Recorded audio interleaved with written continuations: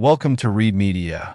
This is Wanted, an Unpractical Man by G.K. Chesterton, narrated by Andrew. There is a popular philosophical joke intended to typify the endless and useless arguments of philosophers. I mean the joke about which came first, the chicken or the egg. I'm not sure that properly understood. It is so futile an inquiry after all. I am not concerned here to enter on those deep metaphysical and theological differences of which the chicken and egg debate is a frivolous, but a very felicitous type. The evolutionary materialists are appropriately enough represented in the vision of all things coming from an egg, a dim and monstrous oval germ that had laid itself by accident. That other supernatural school of thought to which I personally adhere would be not unworthily typified in the fancy that this round world of ours is but an egg brooded upon by a sacred unbegotten bird, the mystic dove of the prophets. But it is to much humbler functions that I here call the awful power of such a distinction. Whether or no the living bird is at the beginning of our mental chain, it is absolutely necessary that it should be at the end of our mental chain. The bird is the thing to be aimed at, not with a gun, but a life-bestowing wand. What is essential to our right thinking is this: that the egg and the bird must not be thought of as equal cosmic occurrences recurring alternatively forever. They must not become a mere egg and bird pattern, like the egg and dart pattern. One is a means and the other an end. They are in different mental worlds. Leaving the complications of the human breakfast table out of account, in an elemental sense, the egg only exists to produce the chicken. But the chicken does not exist only in order to produce another egg. He may also exist to amuse himself, to praise God, and even to suggest ideas to a French dramatist. Being a conscious life, he is or may be valuable in himself. Now our modern politics are full of a noisy forgetfulness. Forgetfulness that the production of this happy and conscious life is after all the aim of all complexities and compromises. We talk of nothing but useful men and working institutions. That is, we only think of the chickens as things that will lay more eggs. Instead of seeking to breed our ideal bird, the eagle of Zeus or the swan of Avon, or whatever we happen to want, we talk entirely in terms of the process and the embryo. The process itself, divorced from its divine object, becomes doubtful and even morbid. Poison enters the embryo of everything, and our politics are rotten eggs. Idealism is only considering everything in its practical essence. Idealism only means that we should consider a poker in reference to poking before we discuss its suitability for wife-beating. That we should ask if an egg is good enough for practical poultry rearing before we decide that the egg is bad enough for practical politics.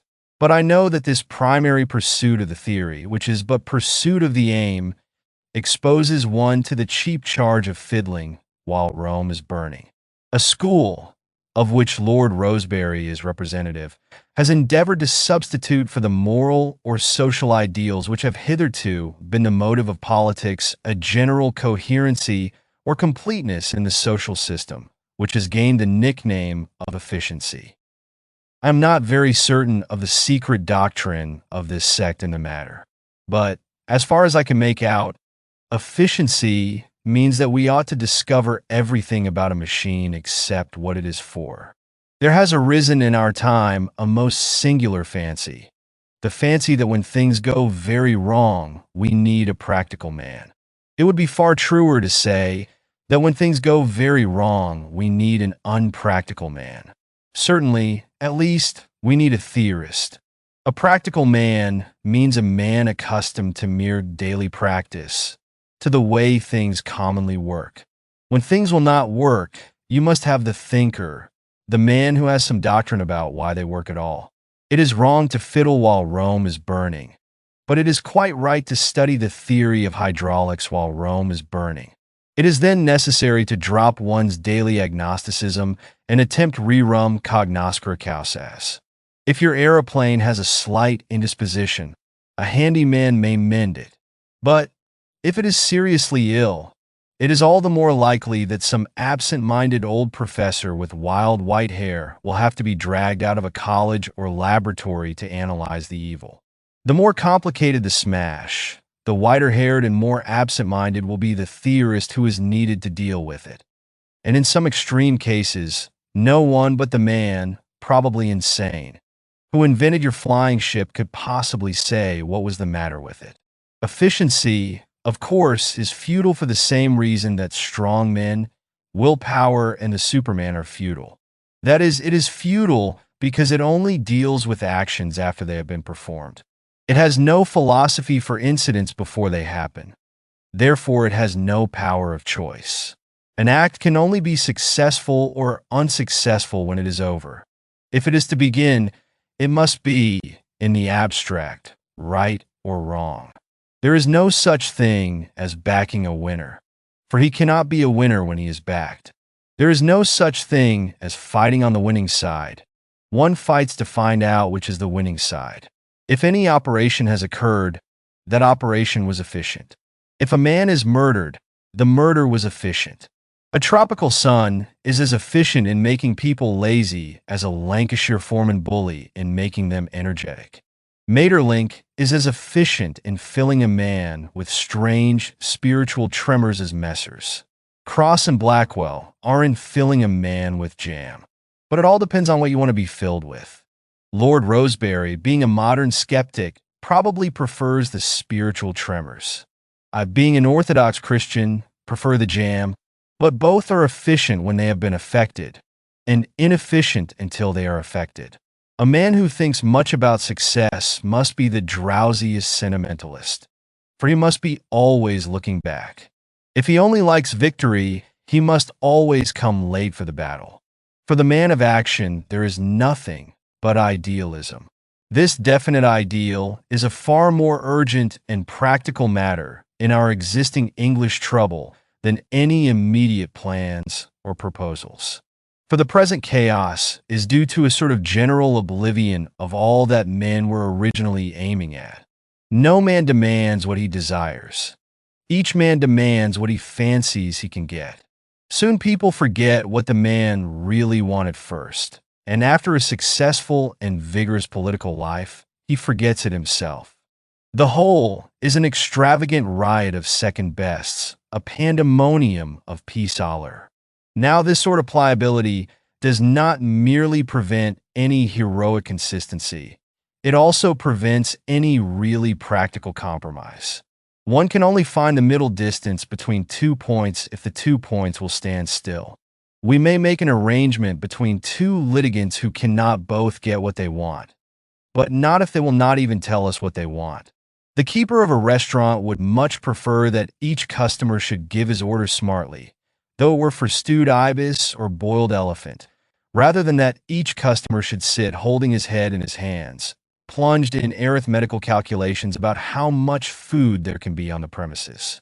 Most of us have suffered from a certain sort of ladies who, by their perverse unselfishness, give more trouble than the selfish, who almost clamor for the unpopular dish and scramble for the worst seat. Most of us have known parties or expeditions full of this seething fuss of self-effacement, from much meaner motives than those of such admirable women. Our practical politicians keep things in the same confusion through the same doubt about their real demands. There is nothing that so much prevents a settlement as a tangle of small surrenders. We are bewildered on every side by politicians who are in favor of secular education, but think it hopeless to work for it, who desire total prohibition, but are certain they should not demand it, who regret compulsory education, but resignedly continue it, or who want peasant proprietorship and therefore vote for something else. It is this dazed and floundering opportunism that gets in the way of everything. If our statesmen were visionaries, something practical might be done. If we asked for something in the abstract, we might get something in the concrete.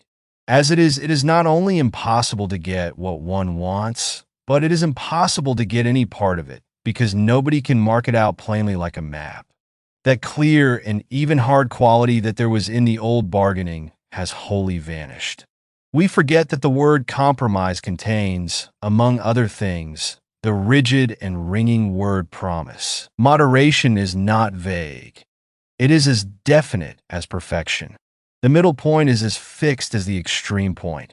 If I am made to walk the plank by a pirate, it is vain for me to offer, as a common-sense compromise, to walk along the plank for a reasonable distance. It is exactly about the reasonable distance that the pirate and I differ.